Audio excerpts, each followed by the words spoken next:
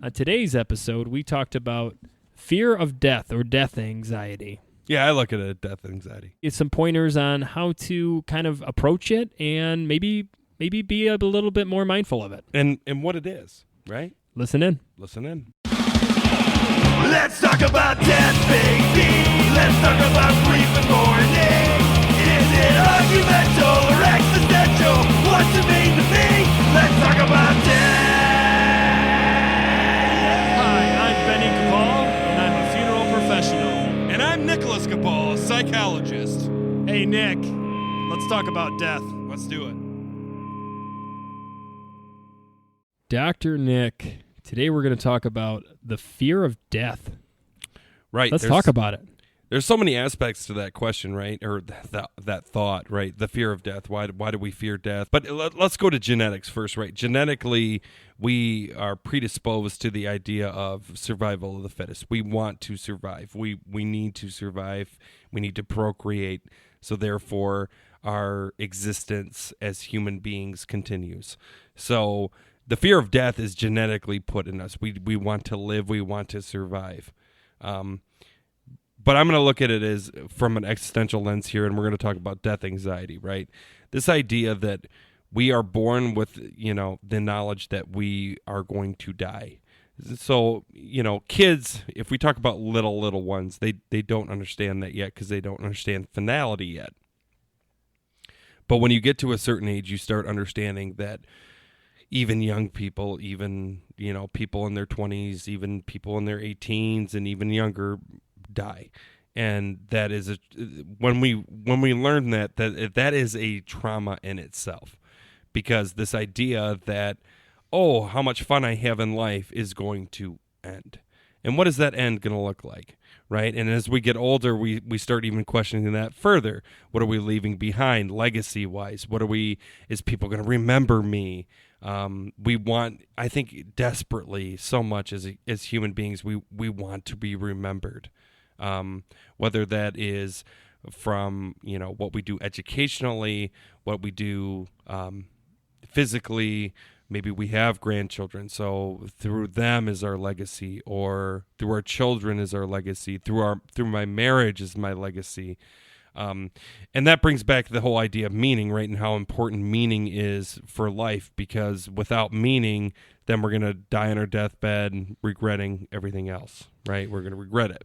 Yeah, I think you obviously nailed the first part about this, and that is we are born to fear death, right? We are born that we need to basically struggle in this thing that we call life and try to prolong as much as we can our eventual demise, right? And that's the idea. And you're absolutely right. As a kid, I wasn't afraid. I wasn't afraid to die. I didn't even think about it. That was never a part of my daily thought. And then as you get older in your teenage, there becomes this superhuman complex where you think that it could never happen to me. Well, it happens, but it doesn't happen to me. Right. It's not going to happen to me, No, right? no. I mean, I'm 12 years old. Like, come on. I got my whole life ahead Stretch of me. Armstrong. Heck yeah. Like, am I going to jump off my roof to somersault into a pool? Absolutely. Did I just age myself with Stretch Armstrong? You did a little bit. But the reality is, Stretch Armstrong was really cool. And he was almost invincible, almost. But you know what the thing, since we're talking about this, since we got sidetracked, Stretch Armstrong, you could literally stretch him and his arm would fall off eventually. Yeah, it would that goop would come out. Mm-hmm. It's just like those balls, anyway. So Nick, what can you do, or what can our listeners do to help with the anxiety of fear? So I think the big death, anxiety of death.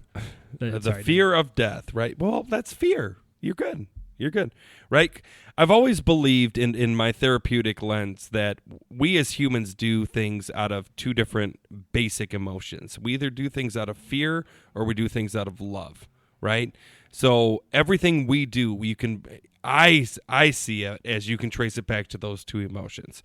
Fear, right? If we go even deeper and dive as deep as we can, we're going to come to this ultimate fear of dying. We're going to cease to exist. That's the ultimate fear, because we can't do anything if we're dead, right? It's unfinished business, that's for sure. Absolutely. So what can we do to decrease some of this anxiety, this death anxiety, right? One thing is talk about it. Talk about it. Because as we know in therapy, as we know as psychologists, as we know as people in general, what happens when someone buries their emotions? Ooh, it festers. Right? I always look at it as a tea kettle, right? You put enough pressure in a tea kettle, the water boils, pressure keeps going. What happens? Yeah, eventually she's gonna start whistling. She's gonna whistle, and then eventually what happens? She's gonna boil over. She's gonna boil over, and then what happens if you don't take it off? That kettle's gonna break. The kettle is going to literally melt, and it's gonna cease to exist, right? So I look at that initial, that tea kettle going off. That's anger. Mm-hmm. Right? And I think that's the first thing, right? We get fearful, we don't talk about it, and then someone around us dies. Right? And then or we get diagnosed with like something terrifying like cancer or something like that. And then we get mad. Mm-hmm. Because that realization that it could never happen to me, it's happening to me. And how dare it? Yeah. What did I do to deserve this? Yeah. Why not my twin brother Ben? We both lived the same life, right? Why do I get the cancer? Yeah. Why didn't he get the cancer, right?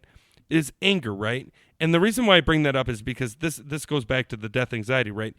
If we don't talk about it and then we get hit with a death or we ourselves are dying, we are going to get angry. Oh. Yeah. And especially for men, this is just my experience. Men tend to show anger because that's like socially accepted for men. Men aren't allowed to cry. You got to be a man. You can't cry. But you're allowed to beat the hell out of the guy at the bar, don't right? cry. It sucks, but that's the reality we live in, right? You're allowed to be angry. Yeah, we're gonna play football. We're gonna beat the hell out of the other team, right? We're gonna smoke them to the ground, right? Smoke them. Hockey, right? Yeah. Boy, let's go see hit. Gonna get the puck. What I'm saying to you is that it's socially accepted for men to show aggression, to be angry. That's okay. But then we wonder why all fights and all that stuff happen as they get older. It's because I digress. Mm-hmm. Women, socially, it's accepted for them to communicate through emotions. So they talk. They do a lot of. My experience, women do a lot better through the grieving process because they've already learned that talking is a really good way for them to get their emotions out. Would you say they're more comfortable with their emotions? They're just more comfortable talking. Or in tune with their emotions. Well, they're more in tune with their emotions, but more importantly, they have friends normally that they talk about stuff like their marriage, and they talk about any issues that they're having in their life with their job or work or that kind of stuff. We talk about barbecue grills. We're gonna talk about football. How's football going? Yeah. Your son playing football? I see. We're not going to talk about. I'm really struggling here because Grandpa died. Yeah, it's for men. It's in my experience, it's pulling teeth a little bit. You gotta, you kind of just gotta get in there, and you get that. They get that initial release of, ooh, that actually it sucked coming out, but then it felt good right after, right? It's just like cracking knuckles and stuff. At first, you're like, I don't like that, but then you're like, ooh, there's some release there. Smooth. Thinking about that fishing movie. You're just thinking about like the all those like pianists on movies, and they crack all their knuckles, and it's like the perfect like. Right. I mean, if you really think about the feeling of cracking your knuckles, the first usually, or like if you pull a finger. What am I thinking? Not pull a finger. You fart, right? If somebody pulls your finger, right? No. You tutti frutti. When you what do you call it? Jam a finger, right? You jam a finger, right? And the first thing people tell you, right, is it's like someone's got to pull it. Oh yeah. And you're like, don't do it, don't do not it. touch But the it. minute that they pull it out, it hurts. Oh, what about the dislocate your arm? Or dislocate an arm, right? And You're they in say, that pain. You're in that pain. You always got that one guy or that one person in the room. It's like, just do it, man. I'm going to do it on 3, and they do it on 1. You know what I mean? Right. Horrible So people. back to we digress. We're going to go back to this. So the first thing is to talk about it, right? The second thing is that take inventory on it, right? So what is it about death that scares you the most? For some people, like I said, it's all about legacy. It's all about, well, I don't want to be on my deathbed and be thinking about all the stuff I should have done, right? For other people, it's this idea of I desperately don't want to die alone. Right. I don't want to be alone in that situation. What if there's nothing? I hear that one all the time. For other people, it's the religion background, right? So they're questioning religion and they're thinking, I don't want to die because I don't know what comes after. Yeah. Right? Super valid point. Or what about just the fear of the finality of it? Or it's the fear of, you're right. Nailed it. That's why. You should be a psychologist. So maybe just need a couple more years. But it is that, right? It's that idea of everything has to come to an end, and this is the end. This is Finn. The beginning and the Omega. Finn, period. Finn. That's beautiful. So really just one of the, and it sounds so easy, Nick, and I think we talk about this, and all you listeners out there, Dr. Nick and I have spent all of our lives around death, so even things that you think we're making sound easy took us forever to figure out, and we're still learning. But so the first thing you're saying is just talk about it. Just literally speak openly about what the fear is, or at least try to figure out what the fear is, because that's another problem too. Right. So journaling is a great way for most people to do it, right? It's painting. Just this idea, painting. Well, hobbies are great. Don't get me wrong. Journaling is really good if you can't put the words to something. So you're going to eventually skirt around it, and then eventually you're going to hit it. That aha moment, right? I see. We all get that aha moment, right? The light bulb goes off. In the old things. I know what they are. And you're like, the Baja. That's where I'm getting stuck on. You know, and for everybody, it's a different stuck point. What is your fear of death? What do I fear in this moment right now? Because that's another thing. It changes. Yeah. As you get older and your maturity level goes up, you're thinking about different things. Right now, if I was to die, my fear would be, is my kids going to be okay? Yeah, that's the one thing I say. Is my children going to be are my okay? kids going to remember me? And what I mean, when I say kids, I don't want to disregard my wife because I love my wife to death. No, I could. But what I'm saying is, would even she be okay financially, right, physically, emotionally? Because it's that old saying, right? If the plane is going down and the mask fall, make sure you put the mask on you first before you put it on the children, right? My thing is that am I leaving my family, my immediate family, with enough resources to survive? And I'm going to go on to the kid thing because I love my wife to death, but I think there's a part. Danielle and Catherine, thank you so much for letting us do this show and not, taking the time away from you guys and the children. But I think our wives would agree. I love my wife, but my kids are like even more so a portion of my wife. Does that make sense? There's like an extra. Your wife is like half of your children. Well, yeah, I mean, but there's leaving worrying about my kids does kind of come first, but I think that's just a parental thing, right? Are my kids gonna be okay? Again, we go back to the biological thing. We are put on this earth to procreate, right? So your children are your procreation. And then their procreations are even more your procreations. No, that means your line keeps continuing. Yeah. And especially with men, we got to keep our name going. You got to keep that Kapal, that strong name. You got to keep that Kapal, the strong name. No, I think it really does, Nick. And I think, like I said, Dr. Nick, when it comes to just talking about it, it seems so easy, but it's the first step is always the hardest, right? Isn't that everything? The first step is always I think like the a hardest. lot of people think in their minds that if they talk about something, they're going to manifest it. Either they're going to manifest it, which is like that. I'm not going to walk under a ladder because then I'm going to have bad luck for 15 years. Yeah. Silliness. Don't break glass. Silliness. Don't swallow gum. But please don't walk under a ladder or step on any cracks. No, but that's the idea, right? It's if we talk about it, then we're opening up a bag of worms. Do you think it's partially too if I talk about it, I'm admitting it? Well, yeah, we don't want to admit our flaws. Well, I mean, maybe that's the problem. Maybe that comes across, but I think your Like biggest that thing, single Windsor you got going on right now. It's a nice single Windsor. I like this tie a lot, actually. If you could see it, it's a really majestic gray. It's got just enough of blue and Do red. you live in in the gray, Ben, or are you a black and white kind of guy? I live in the gray. Well, I'm mostly a black and white guy, Yeah, but I try to live in the gray.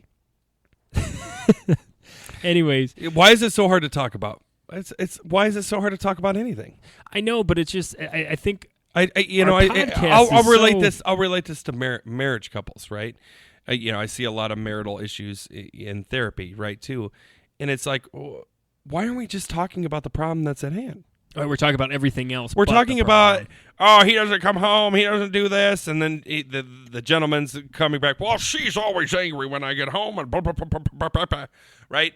And the thing that I always come down is like, but we're not really talking about the issue here. Right. The issue Right. has nothing. The issue is just exasperated by the things that they're talking about, right? Right. And then you bring up the issue, and it's again that aha moment. Like, why aren't we talking about this? Right, and we're talking about everything other than the exact thing that we really should Absolutely. be talking about. And that's what happens in life. We get sidetracked. So other than journaling, We get sidetracked on. Oh, I really gotta be nervous about this upcoming tax season because I didn't get enough. you really got that voice. write-off. You really doing that voice a lot today. Well, other than really in me. journaling, other than talking about it, what other things can we do to bring the death anxiety to the foreground? live in today. Live in this moment. Okay. Live. What was that old country song? Live like you were dying. Oh, there you go. We got a nice I little went southern slur there. skydiving. I went. Rocky Mountain. Yeah. Climbing. So the beautiful part about that song is the reality that we don't know when we're gonna die. Yeah. We don't know when our demise. We don't know when the grim reaper is gonna give us the wink. And I right. could, yeah.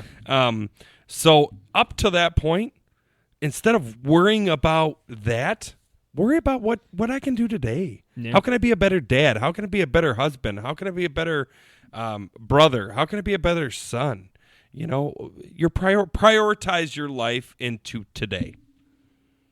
How can I be a better psychotherapist? How can I be a better funeral director today? Right. Because that's Be all in we the now. have. We have this present moment. That's That's what we're guaranteed. That's it. You could put a guarantee on a box. It's just this present moment. So live like you were dying. So I think, Dr. Nick, you really, I think that just answers it, right? For all of you out there, start talking about it. If it didn't answer the question, please email us so I can do a better job at it. Yep, and email us at let'stalkaboutdeathpod@gmail.com. But Dr. Nick, I think it's that time for some Q&As. Q&A, everyone loves that Q&A. Q&A. Live like you were dying. With us Q&As. All right. My poetic thoughts on death, Dr. Nick. Death is a funny thing. It's with us every day, walking by our side. You never know when it will just snatch you up and steal you away. It almost sounds romantic, like a dance. Sometimes we try to estimate when death will come to steal our time. You have 4 weeks to live, they say, but no one knows. The dance with death isn't choreographed. It's improv. No one knows the next step until it's taken. Death is a funny thing.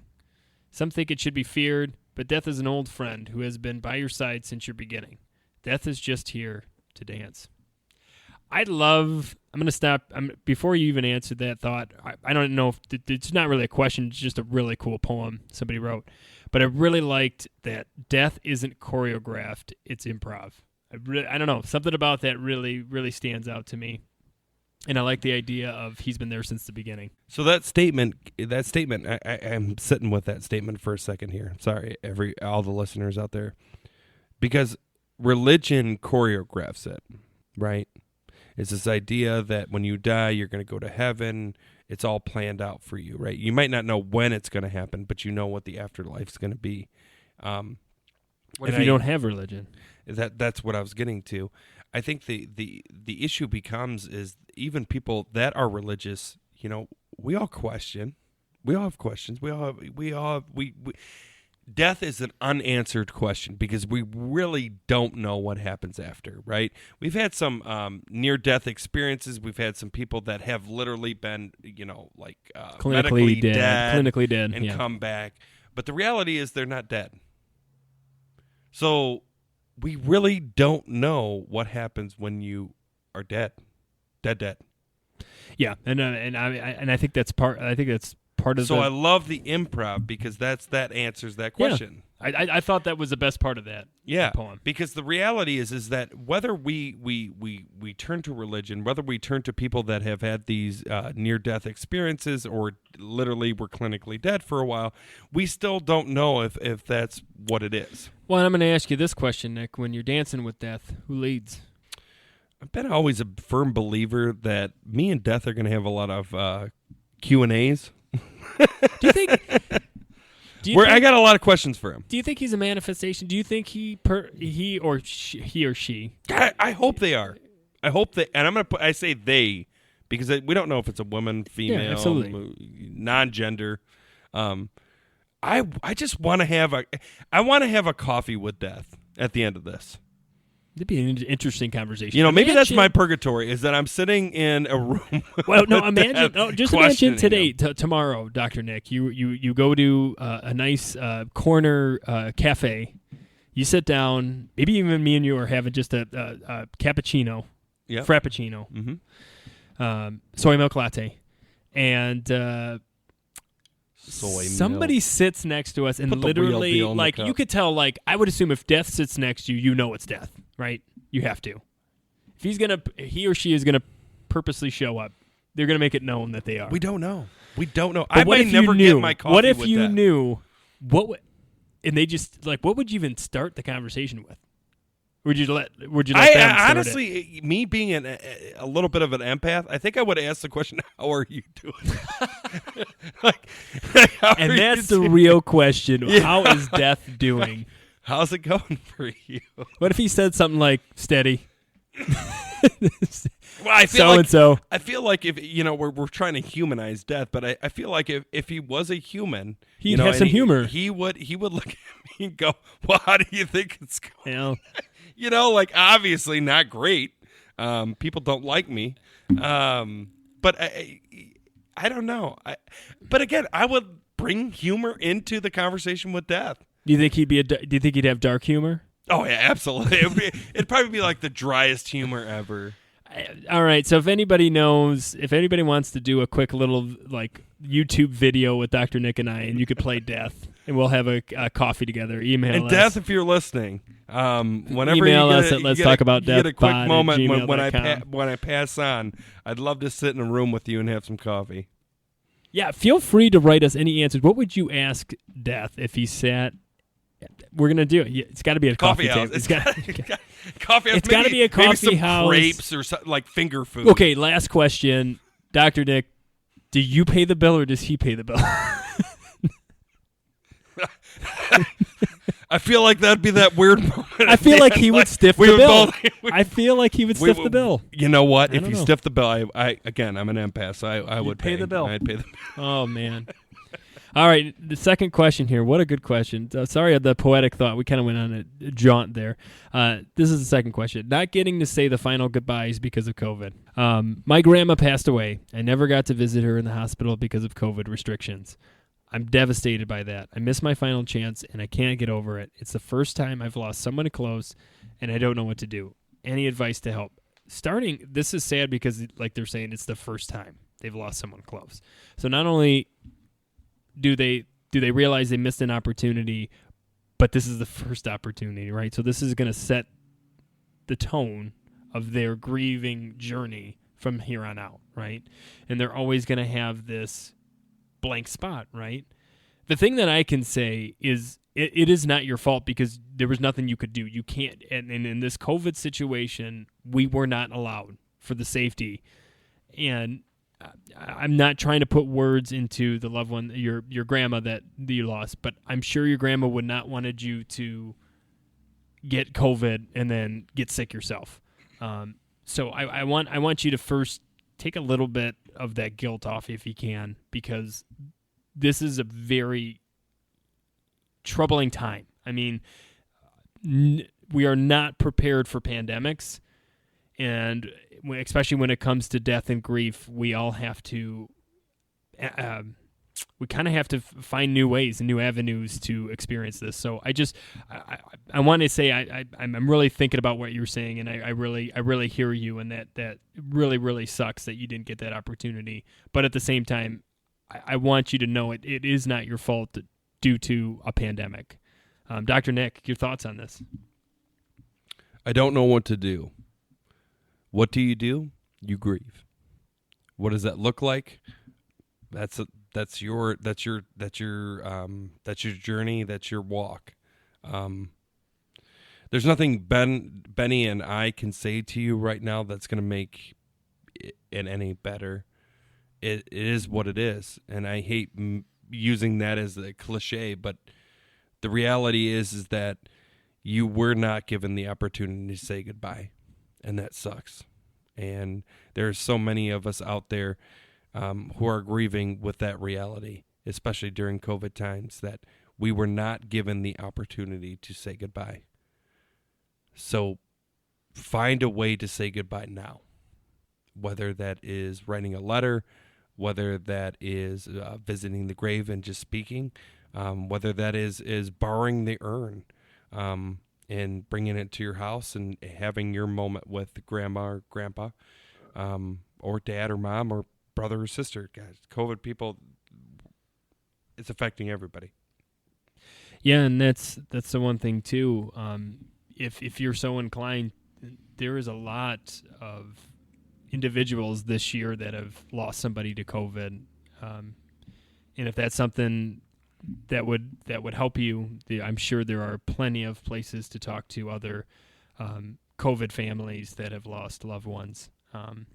I could tell you in my profession, I've had the opportunity to talk to a lot of families now, a second to third time after the COVID restrictions, and it sucks. And we're thinking about you out here in the Let's Talk About Death pod. So, any other advice, Dr. Nick, for this individual? Do what you need to do. Do what you need to do. Yeah, and grieve and the way grieve you need to. and know that there's help out there. That there is psychiatrists and psychologists and funeral directors who are willing and wanting to help you through this time. So get a hold of anybody you can, even friends. Some friends are going to be maybe a saving point for you. And don't ever hesitate to say her name. Absolutely. And thank you for just writing this question. It's incredible. And anybody else out there, either on the fear of death, or maybe you've lost somebody to COVID, or a family member that you know of, feel free to email us at letstalkaboutdeathpod@gmail.com.